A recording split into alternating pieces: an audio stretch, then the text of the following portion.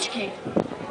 Мили съселяни, съученици, честит празник! Днес сме се събрали на другарска среща от набор 1951-1952 година.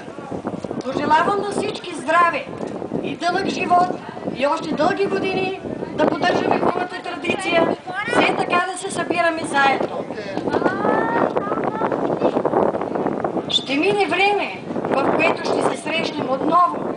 И ето, след много дълги години, спомени далечни, ще си припомним за лудориите вечни. След дълги години, след този интервал, всеки ще разкаже какво е преживял. Всеки ще си спомни за миналото брашно, на тръни, как е стоял, безбукнато домашно. Време мило, как бързо ти си се скрило, но ние вече сме големи и всеки е прегърнал своите проблеми.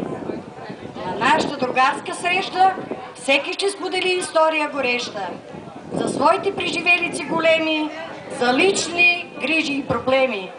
Ще се срещнем с радост след време на разлъка, за нашата ценна младост ще си припомним с мъка. След много години, след промени и грижи, всеки по пътя житейски се движи. Няма ги вече ни двойки, шестици, няма да бъдем добри ученици. Родители сме станали, пораснали, помъдряли, забързани във времето и малко остаряли. С радост ще се връщаме в ученическите дни и спомена ще пазим за нашите младини. На здраве на всички!